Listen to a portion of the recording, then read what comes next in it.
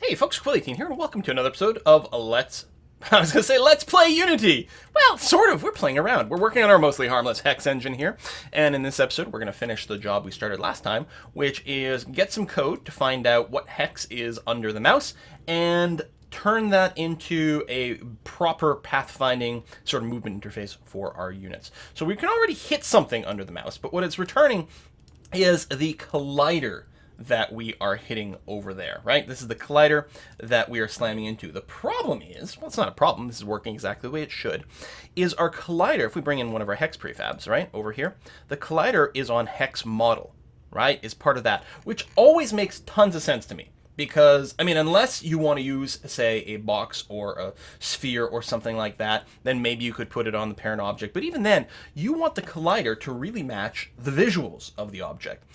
So it kind of makes sense to have one and the same, and doubly so when you're talking about a mesh collider over here. But what we need is we actually need the parent object hex prefab over here, because this is the thing where in our hex map over here, we have a dictionary defined right over here, which actually it only goes one way.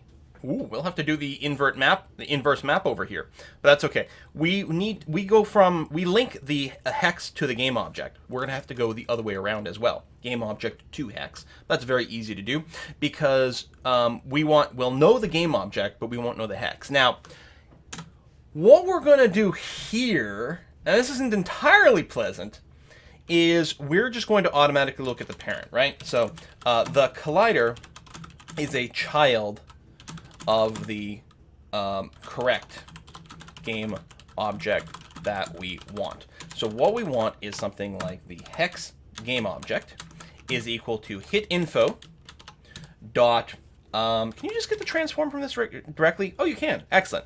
The transform of the rigid body or collider that was hit. Now here's an interesting idea, because I was going to say transform dot parent dot game object or whatever. It would be this. Now, the hit info contains a bunch of different things. It contains the transform of the object that you hit. It contains the collider that you hit. It contains it doesn't actually have a reference to the game object itself, which is a little funny. But it does have this reference to the rigid body. And this is kind of interesting. Now, the other thing you could do is you could say something, well, what if I just want to go transform that parent? Why am I worried about this? Well, because what if the structure is weird? What if the structure goes something like correct game object dot something dot something dot model dot submodel dot collider? You know, what if you have some really weird structure over here, so you don't know how far up the chain you need to go to find the correct game object? Now, transform dot root will return the root object, the first thing in the sequence, which sounds like it might be right, but it's not quite, because we actually, when we generate our map, all of our hexes are a child of hex map. So we really end up with something like hex map game object dot correct game object something something. So if we end up asking for the root, we get this. But if you ask for the rigid body, it will actually return the correct rigid body for this object. And it is smart enough. So on our hex model, we had the rigid body attached to the hex model itself, which actually isn't usually the way you want to do it. We're going to remove the rigid body here. And what you most frequently want to do is have the rigid body be added to the sort of the base game object over here, is kinematic. And rigid body is smart enough to look at all the children and all the children's colliders and use that to work out its details. So now, all of a sudden, the hex prefab parent, right, this thing right over here, is the thing with the rigid body, which means if we ask for hit info.rigidbody .game object, for example, we are now getting correct game object because it's the one with the rigid body. So that's pretty good. Okay, so we've got that. That's lovely. Now what we have to do is we have to convert this into a hex, because that's really what we're looking to return. I mean, maybe we could store both or something. I don't know. We could definitely look at something like that. So there's two parts to this. First of all, we need to be able to convert from a game object to a hex. So I think what we're going to do is we're going to create a second map that goes the other way, which is going to be game object to hex map. So we'll just find everywhere where we do the reference the other way around. Oh, I'm going to have to change the dictionary definition or description. I don't know. In both places. I'm going to have to do it up top as well, but that's going to be okay. So this is going to go in that direction. And over here, we're going to do the invert. So you are going to point to H, so we can find a reference either way. But you could search through the values of the dictionary here to find the right value and then tie that back to a key, but that's literally idiotic because,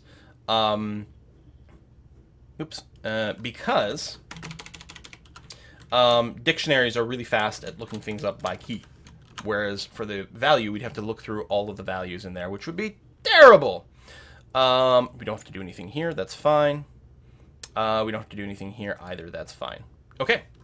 So I just have to make a slight adjustment here because I forgot to do that. It goes from game object to hex. The game object is the key. So again, we have the definition for the dictionary. We instantiate the dictionary and we populate it here where the game object points to the hex over here. Lovely, perfect. Now, right now, these things are set to privates. Good, excellent. So we just need a little helper function that is something like public hex. I don't know, get hex from game object. I think that's fine. Something like this, and boom. And so we simply will if game object to hex map dot contains key hex go. Then what we can do is we can return game object to hex map hex go. So this will return the actual hex. Otherwise, we will return null over here. Now, mouse controller will need a reference to hex map, but we can probably just go and cache that over here. Something like hex map, because hex map is something that's a game object and it's instantiated in the world. So we can go at start. We can say something like game object dot find object of type. Type is hex map. So this returns the very first game object that has the very first instance of the component of hex map that it finds in our hierarchy. If you happen to have two hex map objects in here, this will return one of them.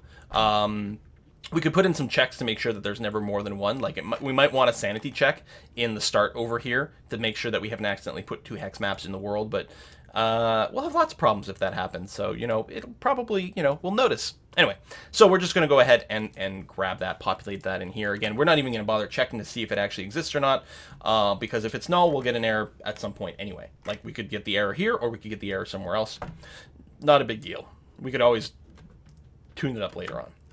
So now we have a copy of the hex map that exists in our world, which means that when we get mouse to hex over here, so we've got the game object, so we can return hex map dot get hex from game object hex game object. So there we go. So now mouse to hex returns something we can work with. So most likely, I think we're going to want to go ahead and do something like hex hex under mouse, and maybe hex last under mouse. Yeah, probably keep track of both things. And I think I'm actually going to put it in the update. I think it's something that it's perfectly fair if this ran every single frame, because there's likely lots of things are going to want that. So rather than remembering to do it in a bunch of different areas, we're just going to go ahead and put that as part of our update over here. Something like, so hex under mouse is going to be equal to this. And at the end of the update, well, same thing, hex last under mouse is equal to hex under mouse, because we can detect to see if we have not move the mouse exactly, but rather move the mouse so far that a different hex is now underneath our mouse, which is going to be really handy for what we're going to do next. Okay, so we've got that. So then the question becomes something like, hey, are we clicking on a hex with a unit? So hex under mouse dot units, right? This will return an array of units. really, there's only ever going to be one unit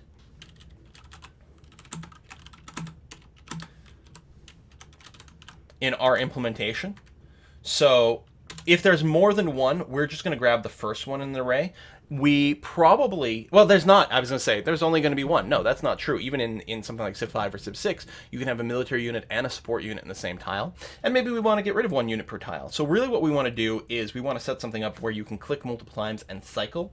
You know, the first time you click, you pick up the swordman. The second time you click, it'll grab the builder. The third time you click, it'll grab your, I don't know, your medic unit or whatever it is. And then if you click again, it goes back to the first one. So cycling through. That's pretty easy to do. So I guess we're going to want something like what?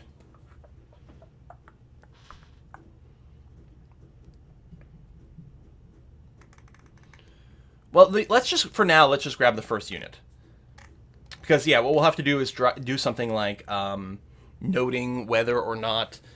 so if it's the same hex that we've clicked on before, so actually we may want to, in addition to hex under mouse and hex last under mouse, we may want something like last clicked on hex or something like that.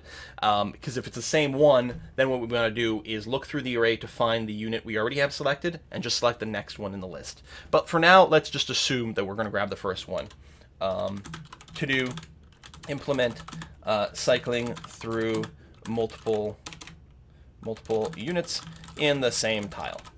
So what we're going to do is just, for now, if us.length is greater than 0, then selected unit, which we already had a variable for, is simply going to be the very first object in this list. And then we're probably going to want to start some sort of mode, is what I'm thinking, right? We want something like, well, I guess we've got this unit movement mode. I don't think we use it anywhere. No. We've got this dummy placeholder. That's going to be fine. So we've got a selected unit, and we're going to set the current function for the update to be equal to the update unit movement mode over here. And if we release the right mouse button, we are ending the unit mode. So what's our path over here? So at this point, we have a selected unit. Actually, what we probably want to do is something like or selected unit is equal to null. If for some reason our selected unit becomes null for some reason, well, we have to bail. We might also want to do like a to-do to make sure that it hasn't died or anything, because it's entirely possible we'll still have a reference to a unit that is deceased, that has been destroyed for some reason.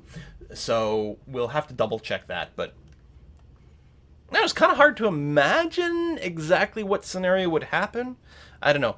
Cancel update func. We need to make sure that one of the things it's going to do is set selected unit back to null over here when we cancel out of these modes, just to make sure that nothing bizarre starts to happen. Okay, that's going to be fine. Update unit movement. Okay, we have a selected unit. So what we want to do is look at the hex under our mouse, do a pathfinding search to that hex, and then draw a path to that hex.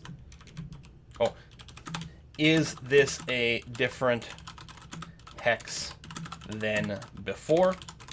In which case, we do the pathfinding search to that hex, draw path to draw the path. And then when we let go over here, that's when we copy the pathfinding path to the unit's movement queue. So we know our pathfinding search is going to return an array of hexes. So we can probably, over here in our unit movement, we can probably say something like, okay, at some point, we're going to end up with some sort of hex path array. Done and done. Okay, that's going to be fine.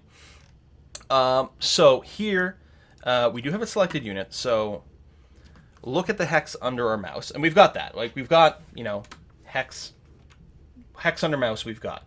Is this a different hex than before? So what would that mean? So something like if hex under mouse is not equal to hex last under mouse, then obviously that's different. But also, like, this might be our first go, right? Like, the very first time unit movement gets called, these might not actually be different. But so we also need to say something like, well, if hex path is equal to null, or that, right?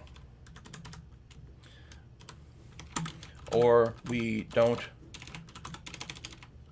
already have a path. So if we don't already have a path, or if we did already have a path, but we've moved our mouse to a different hex, then it's time to do the path finding. So qpath dot qpath class dot find path. So we still expect us to pass the world for now. Right, this is a generic now, so we've got to go and pass hex. So our world is our hex map world. That's going to be fine. Our unit is selected unit. Our start tile is the selected units dot hex. Our end tile is our hex under mouse, and it needs a reference to the cost estimate function, which is, I think, is part of our hex, right? Hex dot cost estimate over here, I think, is how we're using it. You know, seems like the sort of thing I should know. Yeah, hex dot cost estimate, which, again, we could sort of infer from no, it's fine. We could, oh, you know what we could do for simplicity? Yeah. For simplicity, we could set this to be null by default. Because what we could do is something like, if cost estimate function is equal to null, then we assume that cost estimate function is going to be our t dot cost, no, not cost estimate delegate.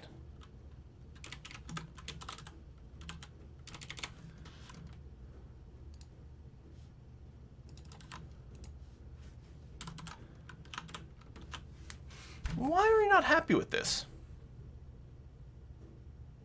T does not contain it. But it must, though. Because T is some sort of object. Oh. Oh. Right.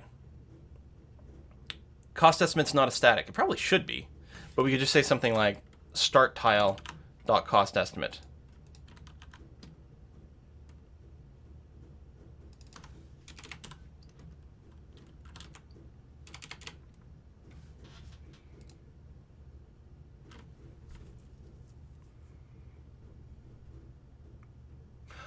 Oh!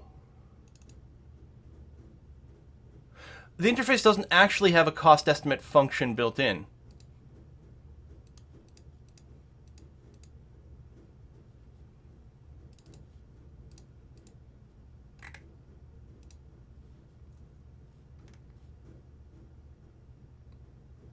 Because it should. Probably. Here, let me just define, we don't need public in here, but to be a valid interface, do you not do statics? Really?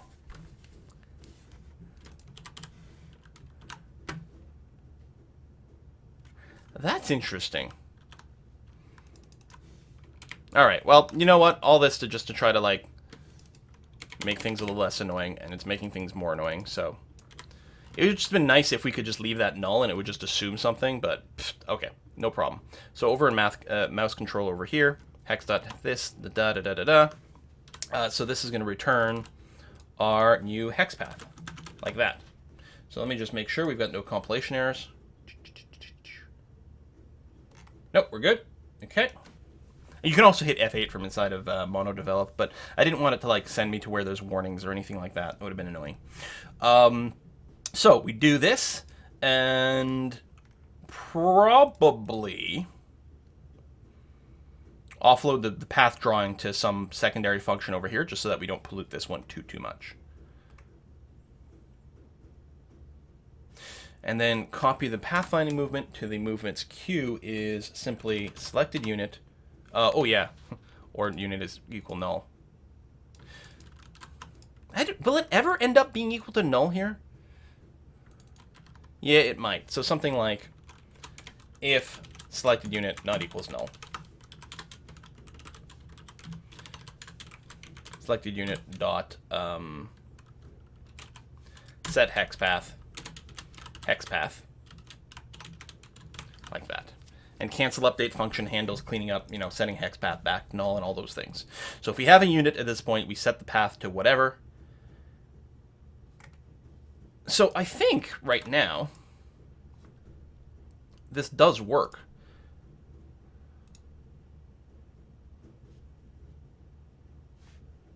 Well, let's find out. If I hit play, and I click on this tile, in theory, this unit is selected. Oh, we're going to be dirtying up our log with a million billion references to what we hit over here, like that.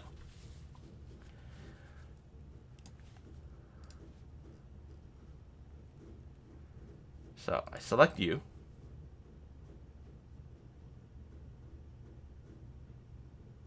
There we go. I'm in a movement mode here.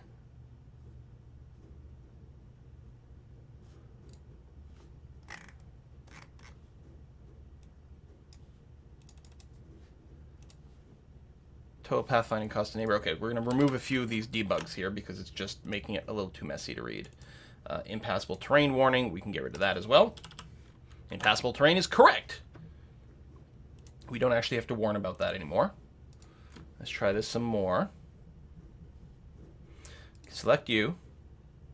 There you go. Every time I move to a new tile here, it's running another find path.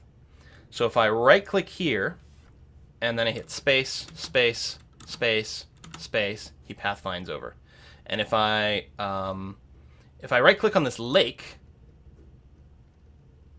oh, it went to camera drag mode. Ooh, when I dragged this, it changed to a different mode, and it forgot that we had a unit selected. We want to change that. I'm going to right-click on this lake, and nothing happens. So I'm going to select you again, right-click right here. And you're going to go and cut through some slightly difficult terrain there, and that way. Okay, but pathfind it around the lake. That's looking okay. It'll look even better if we have our little preview mode going on. So I think that the best way to do our little path preview is right now just to use the line renderer tool. And I'm going to go, for simplicity, I'm just going to have it exist as part of the game. Maybe under mouse controller, we're going to do that. So I'm going to create an empty over here. It's going to have a line renderer component on it. And what you can do with this is you can feed in a series of positions, and it'll draw a line. So we'll have something like that. So I'm just going to call this the line renderer, like that. And yeah, so there's still a little bit of like interface niceties we'll have to tweak, but that's going to be okay. So in mouse controller over here, I got to go a little faster here. My time budget is being exceeded. So we're going to want a reference to the line renderer of some kind. Line renderer is going to be transform.get component in children of type line renderer. So we'll find the first child. It looks into the parent object itself, but it'll find the first instance of line renderer somewhere in our list. And so what we want to do down in the unit movement over here is draw the path. So void draw path. There you go. So it's going to take an array of hexes. I guess we'll keep calling it hex path because that's what we keep calling it. That's pretty fine. And so for each one of these, it's going to set some points on our line renderer. So we're going to want something like for each hex h in hex path, we're going to want to get the game object associated with that. And again, there could be lots of room for optimization in here, but let's figure that out later. So this is going to be from hex map dot get hex from game object. No, wait, the other way around. We want to get the game object from the hex.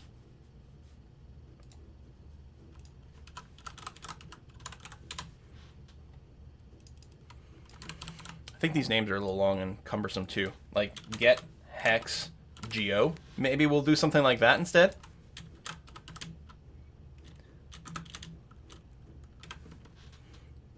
I don't know. So hex to game object map, h, the, and it returns a game object. Yeah, we'll consider renaming the other one. I mean, of course, I don't like that it's not consistent right now, but it's also kind of annoying to type. And I like verbosity, but get hex go. So from h we get a game object. So what we're going to be doing in you know what? We're going to want to change this to a for loop. For I equals that to hex path dot length, like this. And so we get hex path I. The reason I want to do it this way is because I want to be able to say line renderer dot set position. I guess we could do them all at once, which is just going to be what, an array of vectors? Okay. So we need to make an array of vectors. Vector 3 positions is equal to new vector, and it's going to have the same length as hexpath.length. If for some reason, I don't know. Just chill on that, because we could check to see if hexpath is too short. Because technically we could get a path of 0 returned over here. I guess we should check that. If hexpath.length, I don't think we ever get a 1.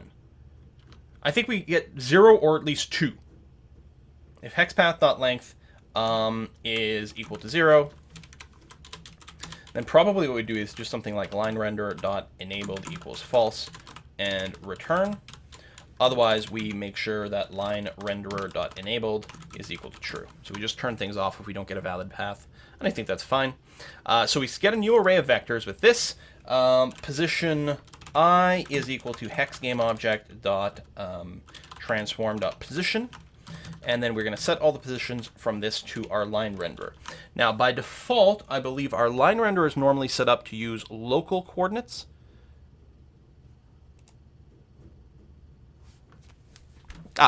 There. Okay, no, I'm wrong. It is set up to use world space coordinates by default, which is what we want, right? So we're getting the world space coordinates of all of our hex game objects, and we're drawing the path there. We'll have to keep in mind, though, any situation, although it shouldn't happen, where our like hexes, you know, where you've got the seam going on there, but you should never pathfind through the seam. Well, we'll deal with that later on. There's probably little cases where crap like that will occur. But if we do this, then I think it's still gonna be an ugly pink line and probably way too thick. The height might be also wonked out. Almost certainly we're gonna need to do something about that. But click on the dwarf, hold down the right mouse button. Right, we're not hold on,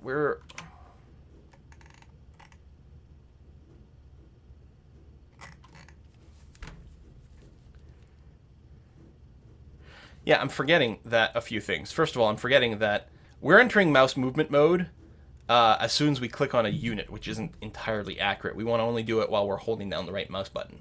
But let's freak out about that later. So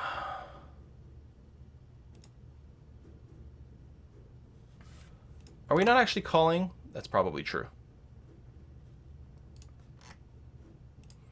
We're not actually calling the draw path. Of course not. Yeah, right now the path is going to be drawn. As soon as I click on the unit, it's going to start drawing the path right away, which isn't actually what I'm looking for. But it's getting there. Let me shrink you, check the line renderer. The size is never growing. That's interesting. You actually have to tell it.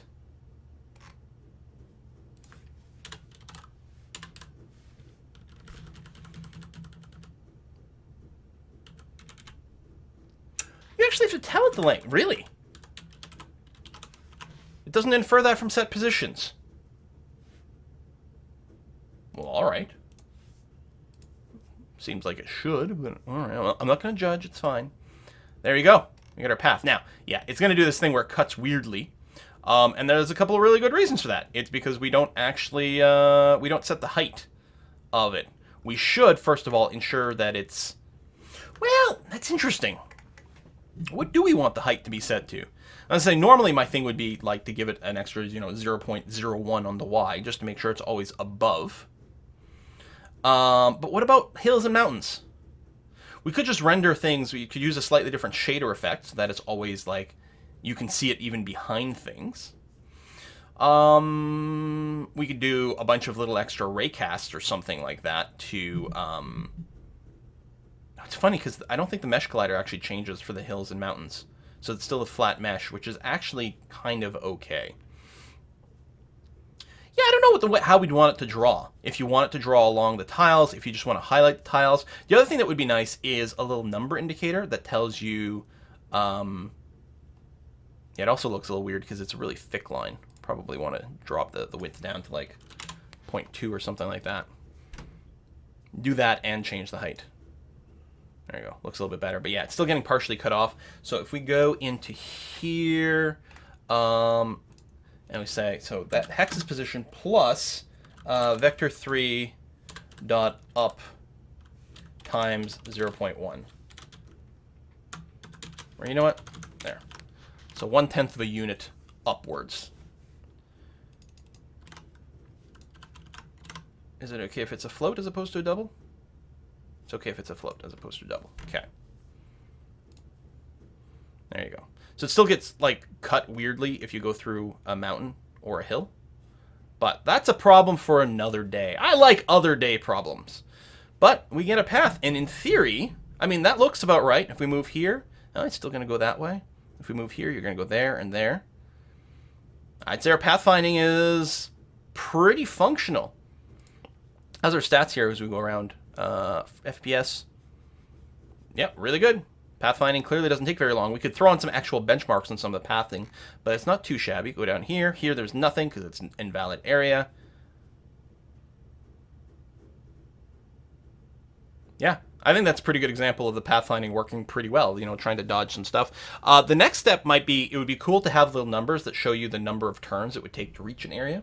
We could do some testing with units that have different movement speeds and things like that. It would also be nice, again, if they're all things being equal, like in our example when we're trying to go here, we would much prefer it actually if the unit just walked on top of this hill, because it should end up being the exact same amount of turns, right? So again, it'll take one full turn to get here, a second turn to get here, a third to get here, and a fourth to get there. Oh. Yeah, perfectly good example of like the times being a little bit not what you expect. Third to get here and a fourth to get here. Or if you go, that's 1 turn, 2 turns, 3 turns, and then through the mountain you can get here in 4 turns. So whether you go here or here, it takes exactly the same, whether you go on top of this hill or to this flat plane, you still end up here on your 4th turn, unless I'm really missing something, but I don't think I am, and we would prefer being on the flat terrain. So those again, more adjustments for later, but the pathfinding system is definitely, seems to be good. I like it. We do have to just fix it to work properly with the right mouse click, which is actually what we're looking for, but again, here if I click right now, we don't clean up the line, which we should do. But if I hit space, actually I kind of like that the line is there because you can clearly see the path that this character is going to take. The line should probably show up again. If you select a unit and it has a path, you should actually draw its existing path. And then again, if you hold down the right mouse button, that's when you start feeding in an updated path information. I kind of like that. All right, well, that's it for today, though. Thank you very much for watching, folks, and I'll see you guys next time.